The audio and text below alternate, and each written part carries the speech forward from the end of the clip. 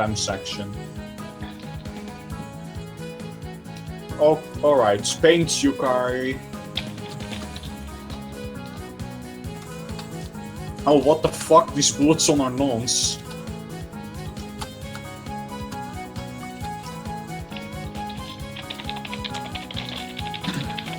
I predict this is gonna be hard as fuck.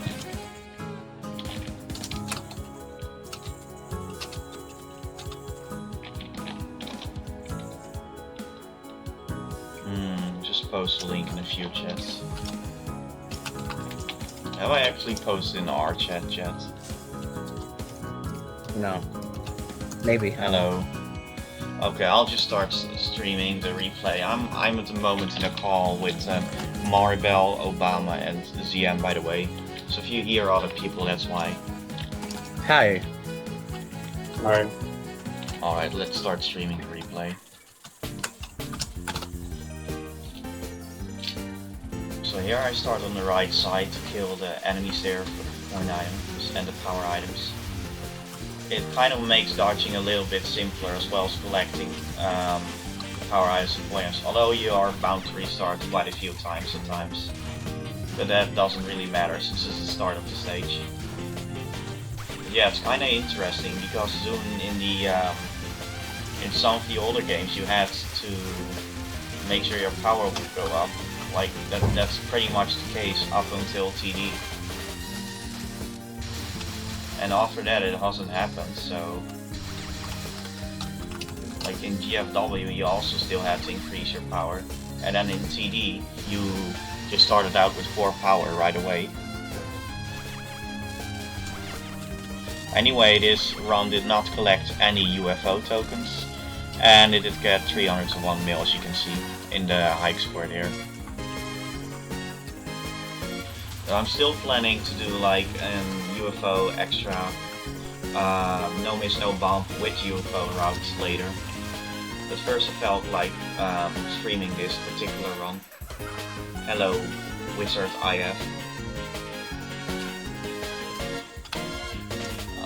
Okay, here's Kogasa.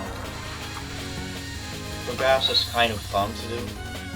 Except the final spell card. I don't really like her final spell card a whole lot, but it's not that bad to do. It's just I don't really like it.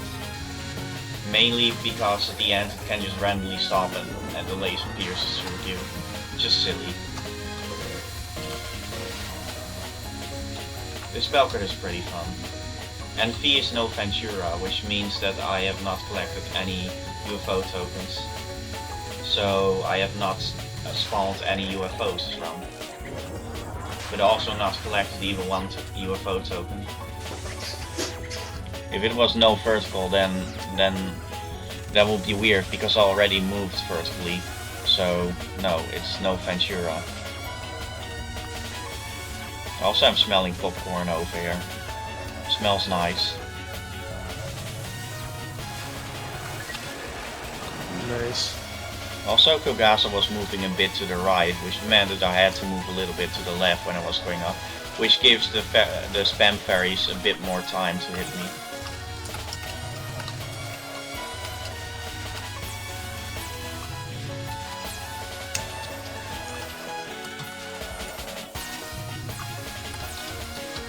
So, yeah, you pretty much want to kill the yin yang orbs on the right side of the screen.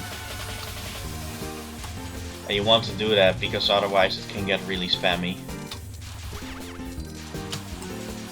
But you also want to make sure that you kill like the big fairy at the end. Although if you don't kill one of the big fairies, I think no more will pop up or something. But oh well. And this is basically the same route as before Kogasa, really.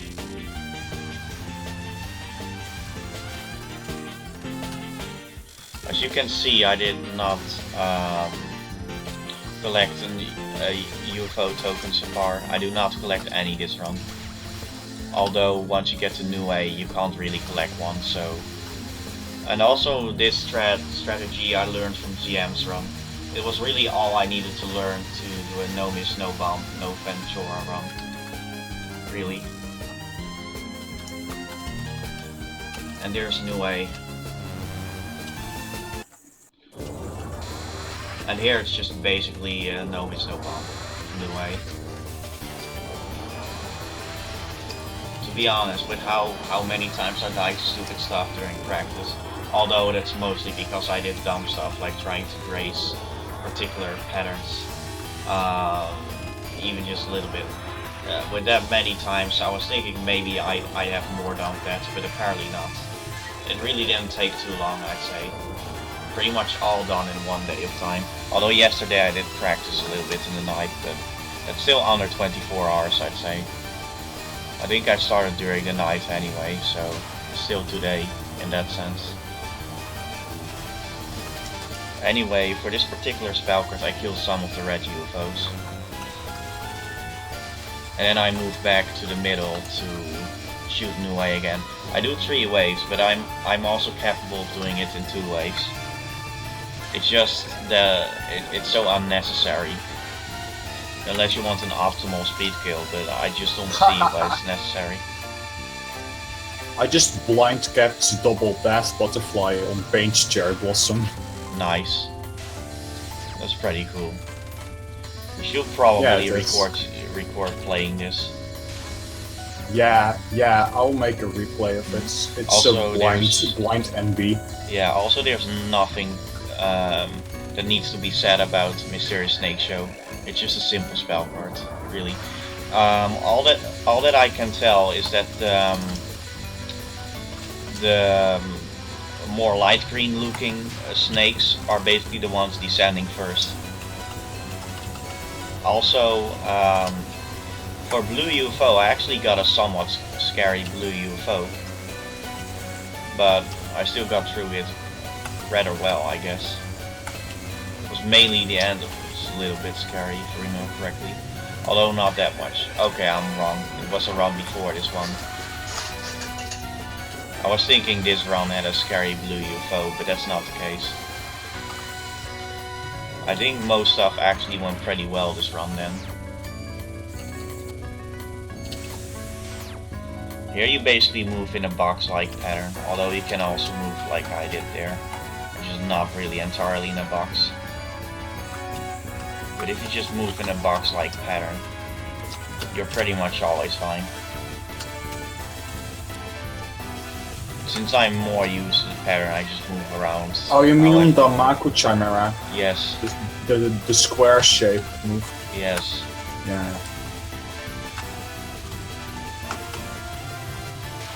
Anyway, and this one you want to stand in almost the last lane on each side, because there you generally get the best RNG of the waves are going down. You want to stay a little bit above the bottom, because those lasers, the yellow lasers, are always static. They always are.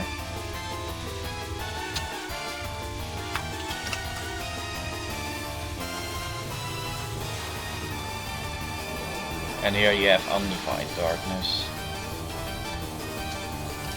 Undefined Darkness is not too hard.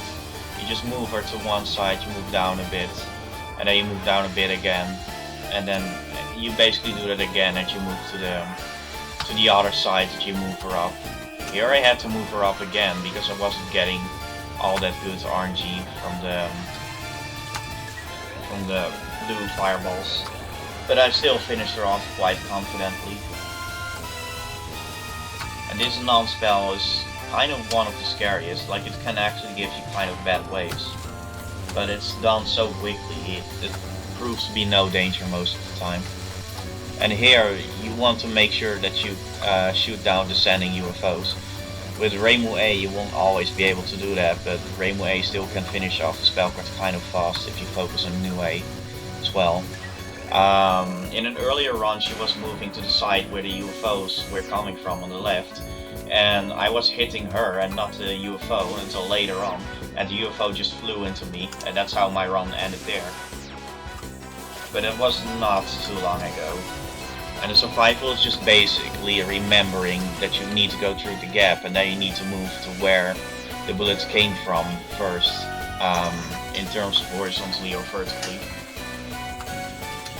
because they basically crisscross around and form a lane again for the laser to form.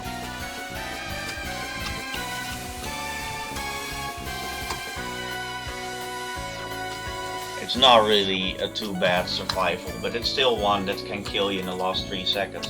Because the last 3 seconds seem mostly like you're improvising there, really. Also when the lasers form you can graze much more. It's kind of funny.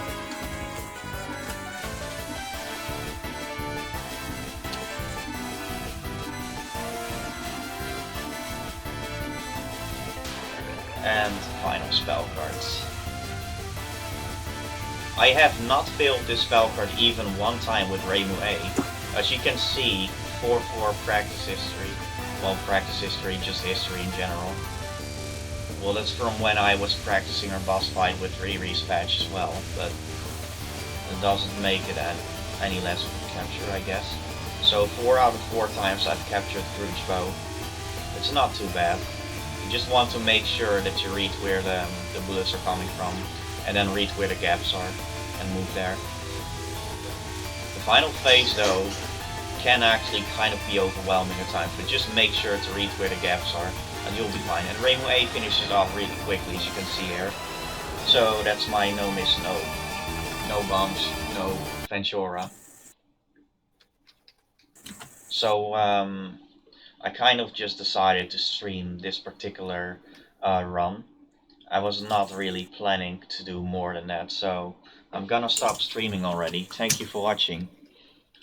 I just wanted to enjoy streaming this. I'll make a video for this later though. But thanks for watching and see you later.